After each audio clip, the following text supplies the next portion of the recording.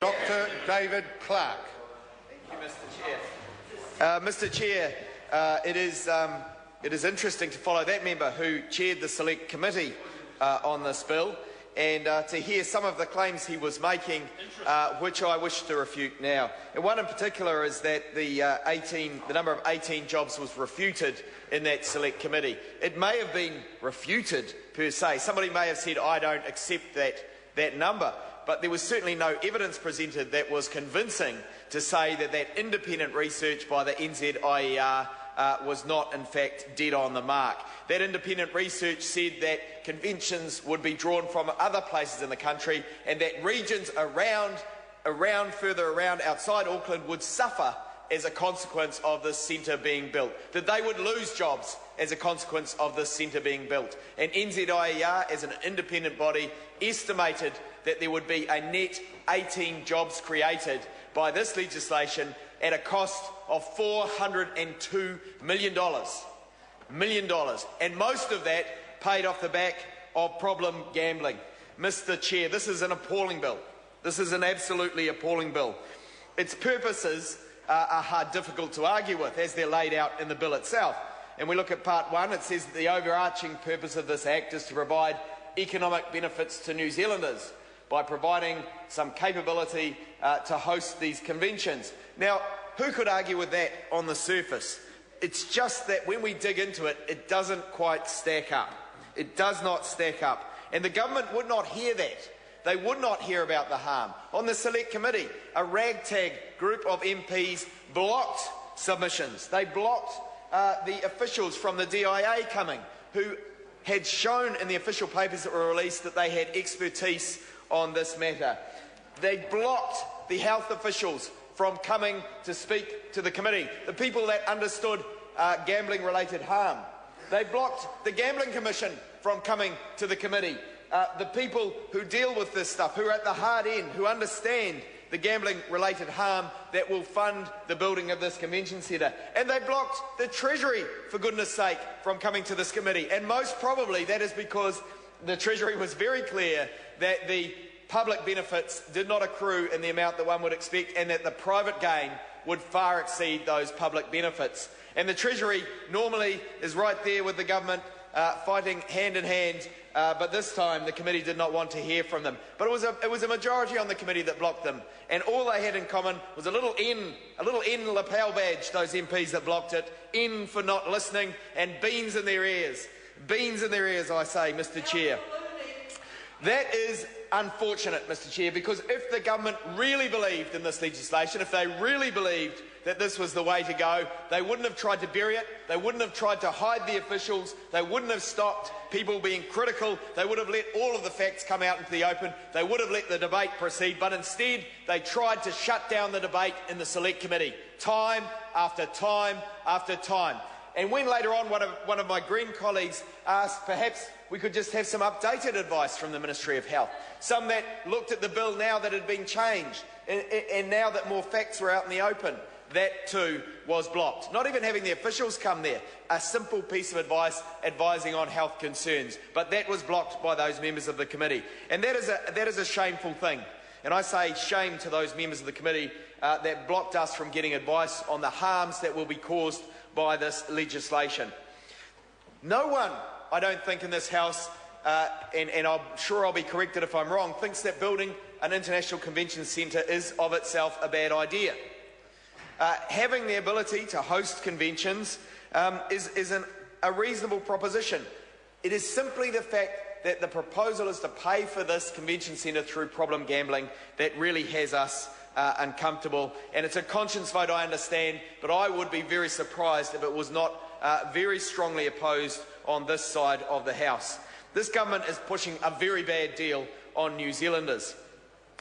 The papers that have been supplied, the regulatory impact statement, indicates that 8,000 people effectively will be harmed by these changes through the impacts of problem gambling. And that, as we've heard, for the creation of just 18 net jobs in the economy. And of course there'll be a confidence variant around that 18 number. It might be lower than that, it might be a few higher. It might actually be none, in which case we see this language in the purpose and call it right at the start of the bill, which talks about providing economic benefits to New Zealanders, will not, Mr Chair, Dr. David Clark. will not hold up to the light of day. Mr Chair, the other thing I want to say about these economic benefits is that they have been questioned in the debate that's ensued in the media, these ones that are outlined at the start of the bill. We have an article on Stuff by Matt Nippert that draws attention to the way these things are handled in Australia. Tend to, over there, make sure they get independent advice. They don't get all of the facts and figures about the benefits from the person who's bidding for the contract. They go and get independent advice of the economic benefits so that a fair decision can be made about the worthiness or otherwise of the tender. And an expert on these things, Mr Kale from Bond University, said that Sky City got an incredibly good deal out of the government. He said that it's a clear win for Sky City, and he said of Mr Morrison, he's a friend, but if you want to quote me, you can say Morrison did an excellent job negotiating with authorities. And the estimate was that in the documents supplied by the Crown, that the deal ends up 68 million in Sky City's favour, and that's a risk premium. But that's not the worst of it, because it's actually more than that. If we look at the overseas examples in Australia, the estimates for this kind of deal are much higher.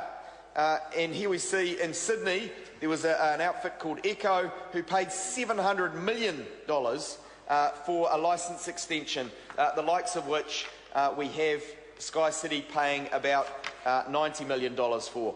So there's a huge discrepancy there, and that pattern is replicated across Australia. For exclusive rights to run this kind of pokey outfit, the Australians demand much more money for the taxpayer. But that gets away from the very fact that this is actually a moral issue, and it's the harm that is caused that is the bit that I think most people in this House object to.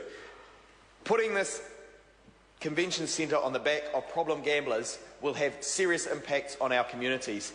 It will cause deaths, suicides, murders, the likes of which Mr Mallard has earlier referred to. We know this because the evidence says that that is what happens, and it's highly quantifiable international. There is a huge literature around the impacts of problem gambling. So, Mr Chair, this is a terrible bill. The way it's outlined in the beginning might lead us to think that it had economic benefits of a significant nature that was somehow worthy of taking the risk of running with it, but we know that that's not actually the case, because the case simply doesn't stack up. The independent research has not been done that would say that was the case, and the government has got itself into a political corner and now feels it must get the deal through to try and save face, to try and show that it's doing something to stimulate the economy, because it's currently got the worst economic record of any government in the last 50 years, and that record is shameful. And it is a government that's struggling. New Zealanders are waking up, well, they've woken up long ago, but they're getting frustrated, I should say, with the lack of progress by this government when they had the circumstances following 9 years of surpluses from a Labour government to actually build New Zealand into the kind of country that we all want to live in, a chance for no one to be left behind. But instead we have the rich getting richer, the poor getting poorer, and those who are really at the bottom getting more debt lumped on them through gambling debt. That is the vision of this government, a visionless government. It's making deals, it's trying to get this legislation through, but it will only lead to more harm for New Zealanders who are struggling the most. I personally will be opposing this bill because I don't feel that in my conscience I could support it. There ought to have been a transparent process around it. We know from the start that Mr Key met with the Sky City people, gave them inside running on the legislation. That also meant the taxpayer didn't get a look in through a fair process of having other tenderers bid for it to see what else might have been on the table. That means that the government put itself over a barrel in the negotiation process. It only had one party it was talking to. That party spelled out the terms, and the government is sitting there with its head down, bearing it, swallowing, and trying to get on with the job. It's a shameful day for this country. It's a shameful piece of legislation.